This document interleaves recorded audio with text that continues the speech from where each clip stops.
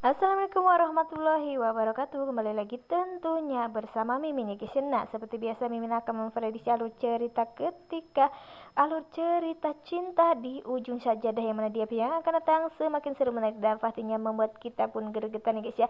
Ya, karena di hari ini kita akan menyaksikan ya guys bagaimana rindu yang mengatakan kepada Hafiz jika hati rindu sudah tertutup, dan sepertinya Hafiz pun tak akan pernah menyerah untuk mendapatkan hati rindu. Dan apakah nantinya rindu akan benar-benar mencintai Hafiz, karena Hafizlah yang cocok dan yang selalu peduli kepada dirinya. Nah, bagaimana kisahnya? Simak terus videonya sampai dengan selesai.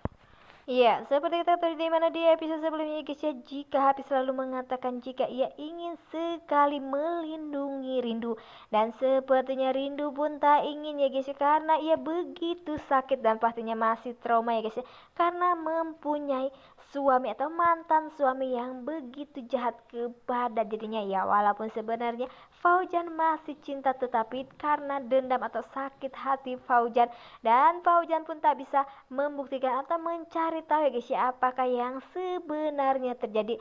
Ia malah percaya kepada Denny yang seperti itu. Nah, sebelum Mimin lanjutkan, Mimin sarankan ya guys agar kalian semua menekan tombol subscribe dan nyalakan lonceng notifikasinya, agar kalian semua tidak ketinggalan informasi terbaru dari alur cerita cinta di ujung sajadah. Dan tak hanya itu, Mimin menyarankan ya guys agar kalian semua menonton videonya sampai dengan selesai, karena tak ada kesalahpahaman di antara kita semua. Di sisi lain kita akan melihat ya guys ya, bagaimana si Alia ini yang begitu marah ya guys ya kepada Fauzan, sampai-sampai ia pun mengancam jika ia akan membongkar jati diri Ayu. Dan sepertinya Fauzan pun tak ingin ya guys ya kehilangan Ayu dari hidupnya, dan sepertinya Fauzan pun sepertinya akan mengikuti keinginan Lia ya guys ya, agar tidak terbongkar semua kejahatannya ya guys ya. Ya, walaupun itu sebenarnya jahat ya guys ya, karena ia telah menyembunyikan anak kandung dari Rindu. Ya, di sisi lain kita akan melihat ya guys ya, Reja bersama kakaknya, dan sepertinya kakaknya itu depresi ya guys ya. Dan apakah sebenarnya hubungan kakaknya bersama Carla, dan mengapa Reja pun bisa balas dendam? Apakah itu ulah dari kakaknya, dari Carla yang begitu jahat, atau malah sebaliknya itu adalah sahabat dari Carla? Wah, jika memang itu sahabat Carla ya guys ya, begitu kejam ya Carla ya guys ya, sampai-sampai sahabatnya bisa seperti itu.